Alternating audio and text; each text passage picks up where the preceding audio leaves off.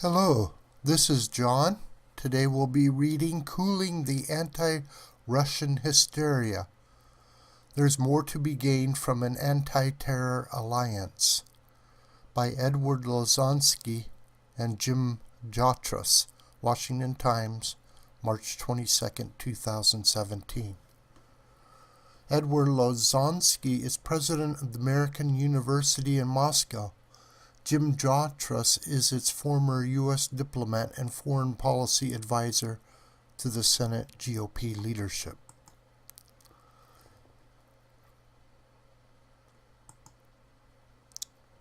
The start of House Intelligence Committee hearings on Russian efforts to influence the 2016 election revealed starkly different partisan agendas. Republicans want to know who criminally leaked classified information for political purposes, culminating in the political assassination of former National Security Advisor Michael Flynn. It is clear as a matter of established fact that such leaks took place. Democrats, on the other hand, doubled down on Russiagate, their fevered accusations that the Trump team is in the pocket of the Kremlin. For the latter, there is still no evidence. But that is in keeping the mainstream media and their left-wing and neoconservative allies from shrieking that Russia tops the list of America's enemies. Critics of this hysteria have dubbed it a new McCarthyism, but that really is unfair. To tell Gunner Joe, whatever his excesses, in his day there really were Stalinist agents in America and covert communists at the State Department. The hype around this Red Scare without Reds has been matched only by the absence of evidence to back it up. As the hashtag "the Russians did it" meme becomes an object of mockery, even some on the left are beginning to caution that they might have overdone it and stand to lose politically. Even former CIA acting director and Hillary Clinton apparatchik Michael Morell, who infamously called for assassinating Russian personnel fighting radical Islamic terrorists in Syria, and who last year claimed that in the intelligence business we would say that Mr. Putin had recruited Mr. Trump as an unwitting agent of the Russian Federation, is now admitting they're coming up empty. On the question of the Trump campaign conspiring with the Russians here, there is smoke, but there is no fire at all, Mr. Morale now says. There's no little campfire, there's no little candle, there's no spark, and there's a lot of people looking for it. The witch hunters may already have inflicted real damage on themselves. A lot of Americans who don't necessarily know or care much about Russia do know a pack of lies when they see it or smell it. And if they're lying about President Trump and his ties to the Russians, maybe a lot of stuff being peddled about Russia and the killer thug Vladimir Putin isn't all what it is claimed either.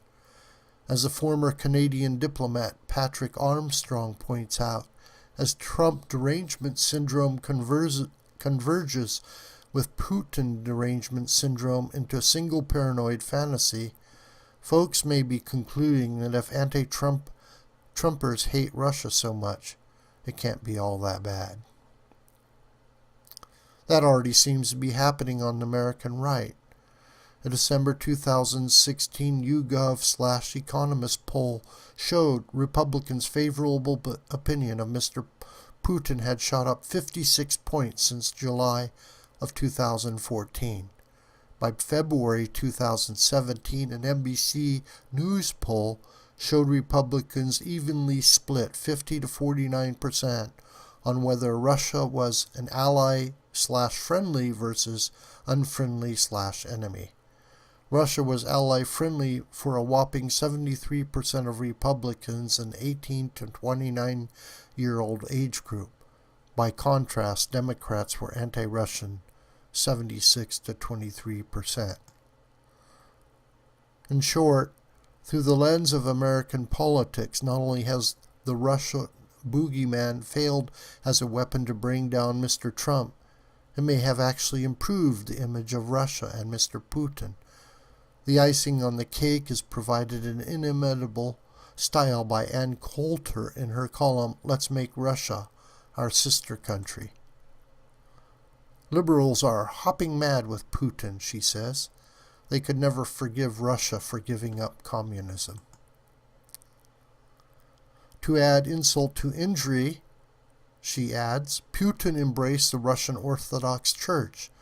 This was deeply offensive to fiercely Christophobic liberals. In addition, she says, the left's hysteria about Russia isn't just an attempt to delegitimize Trump, it's the usual Christophobic fifth column rooting for the Islamization of the West. Mr. Trump hasn't moved yet toward any grand bargain with Moscow, but there are indications of small steps on the ground in the less politicized military sphere. U.S. Chairman of the Joint Chiefs, General Joseph Dunford, met this month in Antalya, Turkey, with his Russian and Turkish counterparts to set the stage for what is shaping up as a joint offensive against the Islamic State by American, Russian, Syrian, Iraqi, and Kurdish forces. In Syria's Idlib province, both American and Russian air forces have been hitting al-Qaeda and allied jihadists. It is significant that targeted groups in Idlib include supposedly moderate terrorists armed by the Obama administration. A bill introduced by Representative Tulsi Gabbard, Hawaii Democrat, and Senator Paul Rand, Kentucky Republican, would finally stop U.S. weapons transfers to such groups. When all is said and done, the real issue isn't what we think of Russia, but whether America can implement a realist agenda of national self-interest. That means dropping the demonization of post-communist Russia as America's main adversary, with its corollary that arming jihadists is a useful policy tool.